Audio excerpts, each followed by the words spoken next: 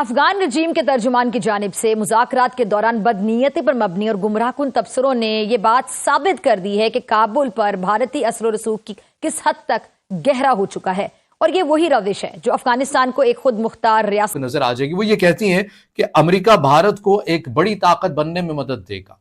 ये ताकत क्यों बनाया जा रहा था, भारत को किसके मुकाबले में बनाया जा रहा था? अभी दुश्मन जरूरत नहीं करेगा पाकिस्तान पर हमला करने की। उसके फौरन बाद हमने आपको अपनी फौजी क़यादत को भी, सियासी क़यादत को भी और कौम को भी आगाह किया था कि यह हम बहुत बड़ी गलती कर चुके हैं। इसी साल ये दुश्मन दोबारा हम पर हमलावर होगा। मेरी उस वक्त जो पाकिस्तान के बड़े बड़े तज्जियाकारों से बात होती थी तो सब उस वक्त भी मेरा मजाक उड़ाते थे कि यार छोड़ें, आप क्या बात करते हैं, एक झड़प थी, हो गई, अब दुश्मन कई साल तक सर नहीं उठाएगा। और हम उनको सख्ती से ताकीद कर रहे थे कि ये आप शदीद गलतफहमी का शिकार हैं, ओवर कॉन्फिडेंस का शिकार हैं। इसी साल ये वापस आएंगे और अब की दफा ये वो गलतियां नहीं करेंगे जो इन्होंने पहली दफा की थी। अब की दफा ये ज्यादा मुनज़्ज़म होकर तैयारी कर हम पर हमलावर होंगे और ज्यादा वसी पैमाने पर होंगे और शहरी इलाकों पर भी हमला करेंगे। और अब की दफा वो ग्राउंड फोर्सेस भी यूज करेंगे और अपनी नेवी भी इस्तेमाल करेंगे। और उन्होंने जो हमारी स्ट्रेंथ देख ली है कि हमारी स्ट्रेंथ जो हमारी पाक फजाइया में है वो अपनी फजाइया बोल में भी हो रही है, जहां पाकिस्तान और अफगानिस्तान के दरमियान अमन की राहें तलाश की जा रही हैं। तहम अफगानिस्तान के पल पल बदलते रवैये ने पाकिस्तान और अफगानिस्तान के माबैन अमन मुज़ाकरात के एक ऐसे आप कहते कि चौराहे पर इनको ला खड़ा किया जहां पर अमन और बदएतमादी एक दूसरे के बाकायदा मद्दे मुकाबिल आ गए हैं। सद की बजाय दूसरों की सियासी और स्ट्रैटेजिक रुकावट का आलाकार बना रही है। अगर काबुल को ये गुमान है कि भारत ने जो करीबी भारत से ताल्लुकात हैं उसके लिए तरक्की और इस्तेहकाम का जरिया बन सकते हैं, तो ये शायद एक बहुत संगीन और तारीखी गलती है। भारत वो मुल्क है जहां मुसलमानों को महज मजहब की बुनियाद पर निशाना बनाया जाता है, जहां गुजरात का कसाब, गुजरात का कातिल आज इक़्तिदार के ऐवानों में बैठा है, जहां पर अजीत डोवल जैसे मुशीर तालिबान को जर खरीद दहशतगर्द कहने से नहीं झुकते हैं। तो क्या ऐसे मुल्क से अफगानिस्तान की जो अवाम है भलाई की उम्मीद रख भी सकते हैं?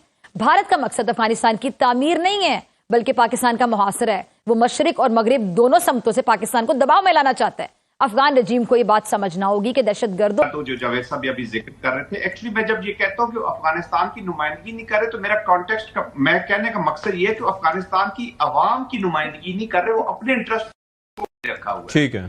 तो जो अवाम के लिए जिस तरह का अफगानिस्तान उन्होंने बनाना है ना, वो उन एस्पायरेशंस को सामने नहीं रख रहे। वो अपने प्रॉक्सी स्पॉन्सर की और अपने जो उनके ऑब्जेक्टिव्स हैं उनको सामने रख के वो डायलॉग में बैठे हुए ना, अफगानिस्तान के मफाद को रख के नहीं बैठे हुए, अपने जाती मफाद और स्पॉन्सर्स प्रॉक्सी जो उनको पे कर रहा है उनके मफाद को। That's why I am saying it is not Afghan की रिप्रेजेंटेशन वो उस तरह नहीं कर रहे। बाकी वो उनका डेफिनेटली अपना अंदरूनी मामला है। Are you prepare to respond to that threat जो इनके कनेक्शन से या मिलने से या उनकी अगर कैपेसिटी बढ़ती है इंडिया की, उसको आप केटर फॉर कर सकते हैं कि नहीं कर सकते, आप उसको मिटिगेट कर सकते हैं।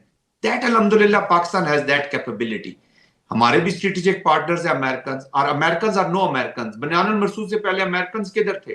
F-16 आपको दिए, फिर उसके बाद आपको उन्होंने उस प्रोग्राम को स्कटल करते रहे। बट एनीवेज पाकिस्तान की जो स्ट्रेटेजिक ऑटोनॉमी है that has to be seen कि वो एग्जिस्ट करती है कि नहीं करती। That does exist. Pakistan not only have capacity, not only have capability, but most importantly a national will to respond to Indian in all domains across all spectrum. That is more important. अक्सर परेशानी की पाकिस्तान में भी बात करते हैं, दुनिया में भी एक ट्रेंड है, अगर आपके खिलाफ है तो आप उसकी तैयारी करें और अगर आपके खिलाफ नहीं है तो आपको वरीड नहीं होना चाहिए। Pakistan America as a partnership उनकी हो रही है दो टेक्टिकल लेवल की। मैं कभी इसको स्ट्रेटेजिक नहीं कहता, ये ट्रांजिशनली रही है, throughout transitionally, but we have a strategic partner. China के साथ हमारी स्ट्रेटेजिक पार्टनरशिप है, मेन कंपटीटर है। अमेरिका भी इसको चैलेंज कर रहा है, इंडिया तो उसको स्कटल करता है हर डोमेन में। तो I think we are balance, हमें कोई इस पे घबराने की जरूरत नहीं है। खुशियां मनानी है ना, जब उनको लैंडिंग स्ट्रिप जैसे मैं कहता है एक काबुल में उसके बीच में एक थोड़ा सा हवा का झोंका है, इस्तेमाल करेंगे। वो हमारी तमाम स्ट्रेंथ और वीकनेसेस को देख चुके थे और यही हुआ एग्जैक्टली कि इन्होंने अब आकर अपनी तैयारियां मुकम्मल कर ली हैं। और आप जिस तरीके से भारतीय फौज की जबान देख रहे हैं, उनकी जो डिफेंस मिनिस्टर है, उनकी जो प्राइम मिनिस्टर है, उनका जो मीडिया है, जिस तरह आग उगल रहा है, यहां तक के पाक फौज को भी जवाब देना पड़ा कि अगर तुम इस दफा एडवेंचर करते हो तो हम भी उसी तरह का जवाब देंगे जैसे हमने पिछली दफा दिया था। मगर जो असल बात है जो पाकिस्तानी कौम नहीं समझ रही कि हम अभी भी मे के ओवर कॉन्फिडेंस का शिकार हैं और दुश्मन इस दफा बिल्कुल मुख्तलिफ स्ट्रेटजी के साथ हम पर हमलावर होने आ रहा है। वो बहुत भारी तादाद में ग्राउंड फोर्सेस भी लाएगा, सिंध से लेकर कश्मीर और गिलगित बल्तिस्तान तक वो दाखिल होगा, हमारी सरहदें ब्रीच करेगा। खास तौर पर वो सियालकोट को टारगेट करेगा। वो चाहेगा कि एक प्राइज ले सके, एक इतना बड़ा इनाम हासिल कर सके कि जो पाकिस्तान को अल्लाह ना करे घुटनों पर ले आए, पाकिस्तान के लिए जिल्लत और शर्मिंदगी का बायस हो। वो हम पर जिस तरीके से अब हमला करने के लिए आ रहा है, जिस वसी पैमाने पे और जिस शिद्दत के साथ आ रहा है, उसका सिर्फ एक तरीका है रोकने का कि हम आगे बढ़कर अब की दफा भारत के अंदर उस पर पहले हमला कर दें।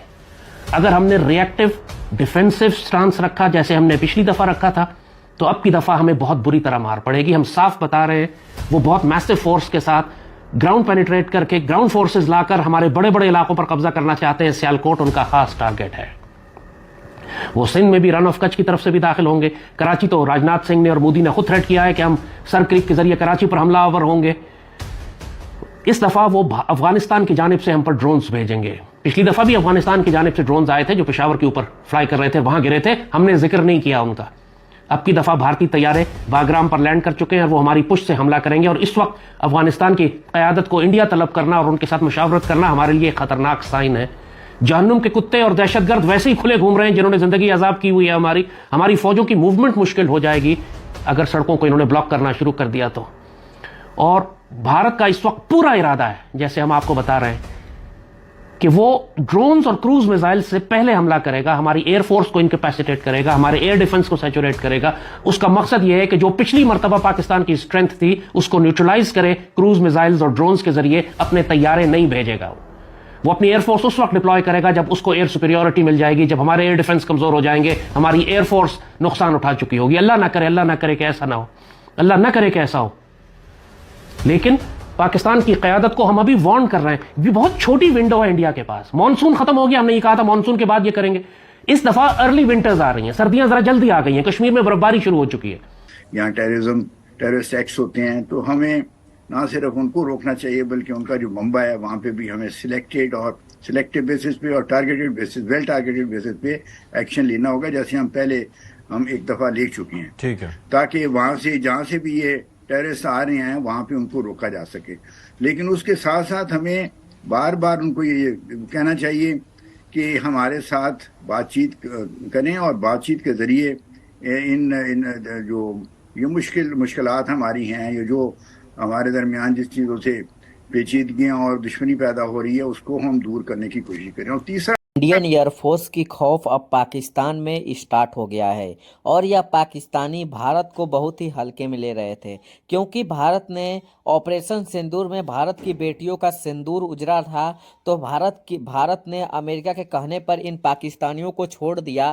तो ये पाकिस्तानी सोच रहे थे कि भारत हमसे डर गया है, मगर अब अमेरिका भी भारत का सपोर्ट करना स्टार्ट कर दिया है। और जब से अमेरिका भारत को सपोर्ट करना स्टार्ट कर दिया है तब से पाकिस्तानियों के दिलों में एकदम से खौफ जग गया है, क्योंकि भारत वैसे ही एक पावरफुल देश है और भारत देश किसी से डरता नहीं है। अब अमेरिका के कहने पर भारत देश पाकिस्तान को छोड़ दिया था और सोच रहा था कि पाकिस्तान एक छोटा देश है तो इसको छोड़ देते हैं, मगर यह पाकिस्तानी बहुत ही ज़्यादा बड़े बड़े बोल रहे थे कि भारत हमसे डर चुका है, मगर भारत डरा नहीं है और भारत अपना असली पावर दिखा रहा है पाकिस्तान में। और पाकिस्तान के अंदर भारत के इंडियन एयरफोर्स इस समय घुस चुके हैं और पाकिस्तान के अंदर ही भारत एयरफोर्स इस समय अपनी पूरी की पूरी बटालियन लेकर पहुंच गई है। और पाकिस्तान के जितने भी आर्मी थे अब सभी आर्मी अपने देश छोड़कर भागना स्टार्ट हो गए हैं। अब कुछ समय में पाकिस्तान अब गायब होने वाला है और पाकिस्तान का नक्शा भी नहीं बचेगा कि पाकिस्तान किस जगह पर था।